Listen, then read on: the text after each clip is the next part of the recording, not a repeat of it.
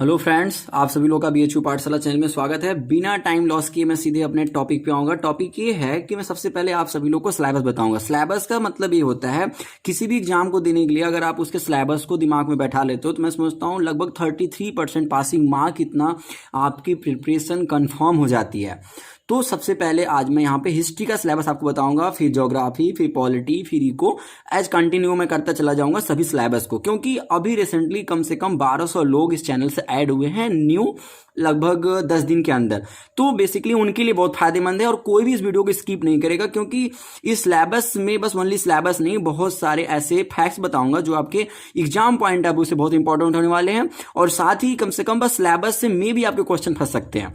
ठीक है, तो सबसे पहली चीज हिस्ट्री की बात करते हैं। हिस्ट्री को 3 भागों में डिवाइड किया जाता है।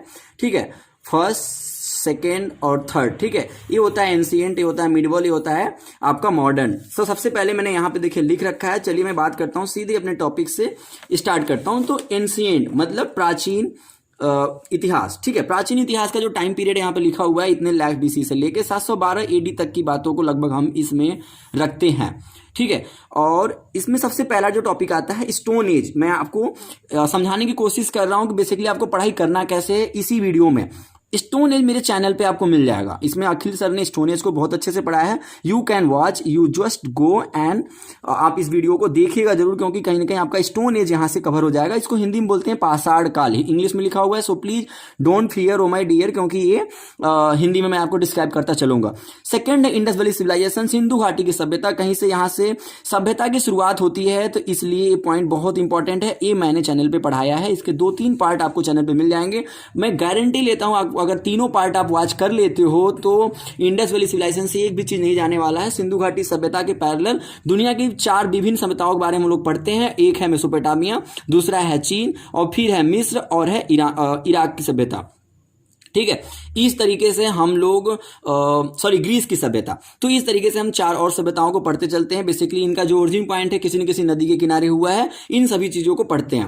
अब आगे चलते हैं। मैं डिस्क्राइब करके ज्यादा नहीं बता रहा हूं, क्योंकि मुझे सिलेबस बताना है। बेसिकली आप इन सभी चीजों को मेरे चैनल से फॉलो कर सकते हो। तीसरा आता है वैदिक काल। ये आपको चैनल पर मिल जाएगा। वैदिक काल से रिलेटेड जितने भी पॉइंट्स है, सामाजिक व्यवस्था, रिलीजियस कैसा था, सोशल कैसा था, इन सभी चीजों से क्वेश्चन आता है। और वैदिक काल एक इंपॉर्टेंट चैप्टर है किसी भी एग्जाम पॉइंट ऑफ व्यू से, इवन बीएचयू एंट्रेंस के लिए मोस्ट इंपॉर्टेंट है।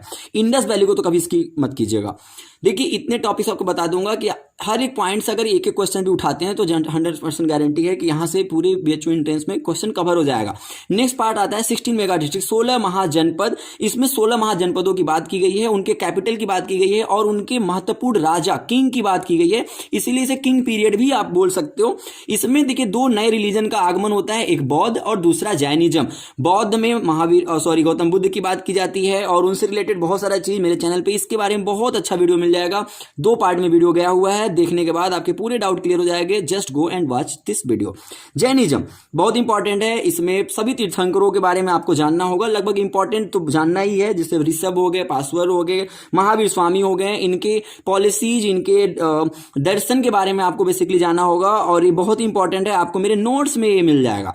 फिर बात करते हैं मौर्य डायनेस्टी। मौर्य डायनेस्टी में हमें पढ़ना होगा बेसिकली चंद्रगुप्त मौर्य और अशोका के बारे में, क्योंकि अशोक ने फॉलो किया था बौद्ध और चंद्रगुप्त मौर्य ने फॉलो किया था बौद्ध।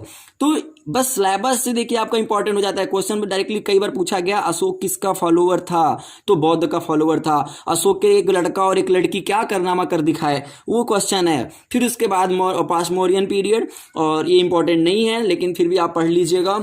मैं आपको बेसिकली समझा रहा हूँ सिलेबस, घबराइएगा नहीं। अभी मैं देखिए इस बगल भी लिखा हूँ, बहुत अच्छे से मॉडर्न को मैंने लिख रखा है। मिडिवल की बात करते हैं, जिसको बोलते हैं मध्यकालीन इतिहास। ठीक है, इसका जो टाइम पीरियड है 712 एडी से लेके 717। 712 में आता है मोहम्मद बिन कासिम, और फिर आपका 1707 में हो जाता है औरंगजेब का डेथ, मुगल डायनेस्टी का खत्मा हो जाता है। यहां से मोहम्मद बिन कासिम के बारे में जानते हैं। इससे रिलेटेड एक चीज जान जाइए, जजिया कर लगवाया था सबसे पहले, जजिया कर टैक्स, जजिया टैक्स, यहां से पहला चीज। फिर उसके बाद मोहम्मद गजनवी, इसका जान जाइए 17 बार अटैक किया था, मतलब आक्रमण 17 टाइम्स। और किस पे, सोमनाथ टेम्पल, ये बहुत इंपॉर्टेंट है। सोमनाथ टेम्पल को 17 बार लूट के लिए गया। फिर आता है मोहम्मद गोरी, और मोहम्मद गोरी ने अपने गुलाम को बना दिया यहाँ पे गुलाम डायनेस्टी का। फिर संस्थापक यहाँ से आ जाएगा आपका गुलाम वंश, यहाँ पे मैं डाल दे रहा हूँ गुलाम वंश, भूल गया था, कुतुबुद्दीन ऐबक। ठीक है। फिर यहां से खिलजी, फिर उसके बाद तुगलक, फिर उसके बाद सैयद, फिर उसके बाद लोदी, फिर आता है मुगल को भी छोड़ देते हैं। ये पूरा इतना मिला के इसको बोला जाता है दिल्ही सल्तनत। ये इतने लोग दिल्ही सल्तनत में आते हैं, ठीक है। ये और इसमें आपको बता दें हाँ, मुगल डायनेस्टी के बारे में देखिए, इंपॉर्टेंट पॉइंट्स इसलिए बन जाता है क्योंकि ये बाबर ने स्थापना किया था। पानीपत का, खानवा का, फिर है आपका चंदेरी का, ये सभी युद्ध इससे रिलेटेड है। ये आपको पॉइंट पढ़ना है, ठीक है। मैं डिस्क्राइब कर रहा हूं आपको क्या, सिलेबस। फिर अब आते हैं हम लोग मॉडर्न में। बस मैं सिलेबस बताने की कोशिश कर रहा हूं आपको। ये सभी पॉइंट्स पढ़ने हैं जाके शिद्दत से, अच्छे से। 1707 से 1947 यहां पे हो जाता है हमारा देश आजाद, ठीक है।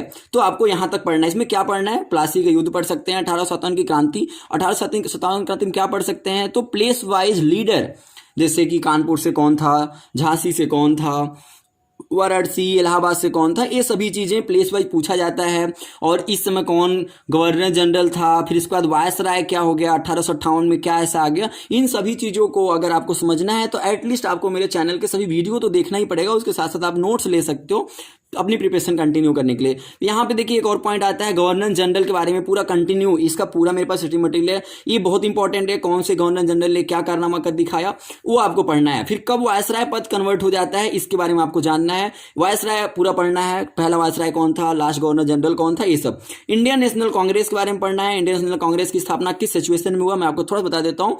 इसमें बेसिकली सभी रिलीजन को इंक्लूड किया गया था। तो क्वेश्चन यहाँ से आता है, पहला महिला अध्यक्ष, फिर पार्सियन अध्यक्ष, मुस्लिम अध्यक्ष, हिंदू अध्यक्ष, स्थापना कब हुआ, कहां पे हुआ, तो मुंबई में हुआ, गोकुलदास विश्वविद्यालय में हुआ था, कितने मेंबर थे।